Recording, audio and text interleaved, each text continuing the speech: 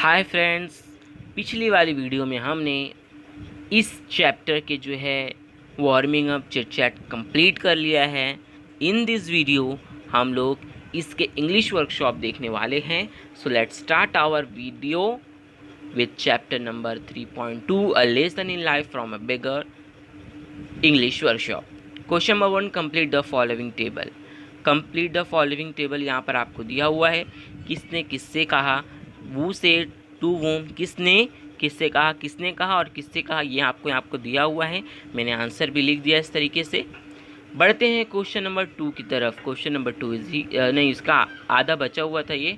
देखिए पहले उसके आगे का इधर आपको दिया हुआ है, उसके बाद अगला दिया हुआ है क्वेश्चन नंबर 2। यहाँ पर हमें दिया हुआ है कि राइट एंड रॉन्ग आपको लिखना था।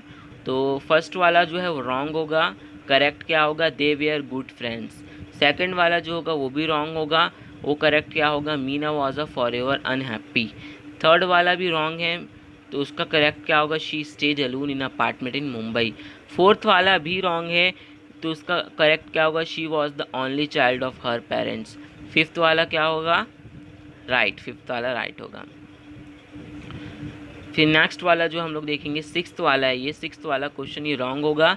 The beggar and the young girl were playing on the road because there was no traffic, ये करेक्ट है ना। सिक्स्थ वाला हो गया। सेवन्थ वाला देखेंगे हम लोग, ये राइट है।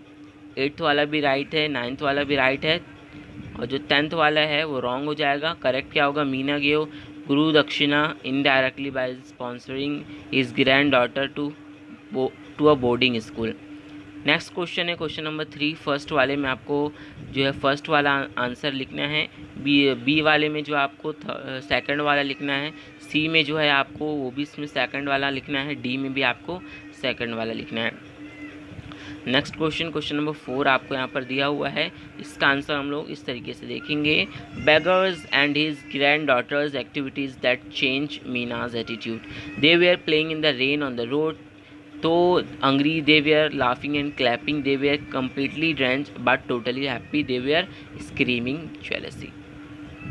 उसके बाद आता है question number 5, right in your own words आपको लिखना है। मैंने यहाँ पर देखिए लिखा हुआ है, Meena changed her attitude towards his life using the beggar as her role model. Unfortunately by the time she understand things he was dead, so she sponsored grand daughter to a boarding school as a marks of respect to him. उसके बाद next question हम देखेंगे यहाँ पर क्या था हमारा, why would Meena be sad initially. इसका आंसर हम लोग देखेंगे B.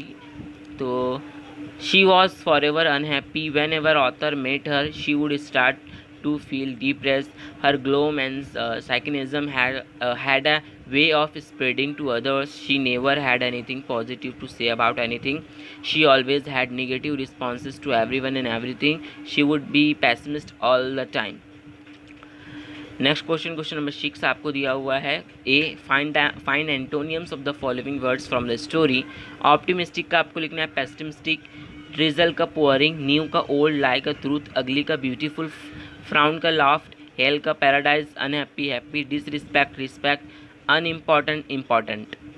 Next question number B यहाँ पे आपको दिया हुआ है, go through.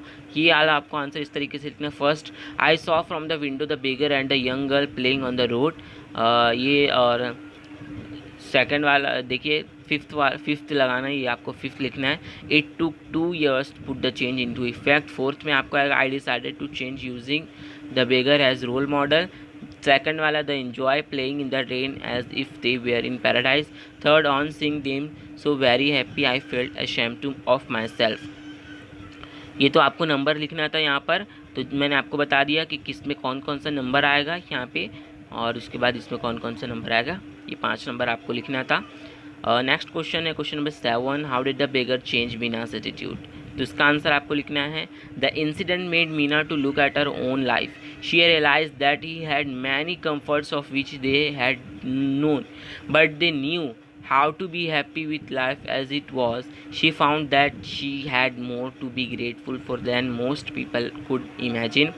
She felt ashamed of herself. She decided to change her attitude towards her life. Question number 8, summarise the story. आपको ये स्टोरी समराइज़ करनी है। देखिए इस तरीके से मैं धीरे धीरे ऊपर कर रहा हूँ। मैं अगर इसे पढ़ने बैठूंगा तो वीडियो बहुत लॉन्ग हो जाएगा। Summarise the story with the help of the points below. यहाँ से आपको लिखना है पूरा फर्स्ट वाला पैराग्राफ, उसके बाद धीरे धीरे पूरी समराइज़ आपको करनी है। धीरे धीरे मैं आपको ऊपर करके दिखा रहा हूँ।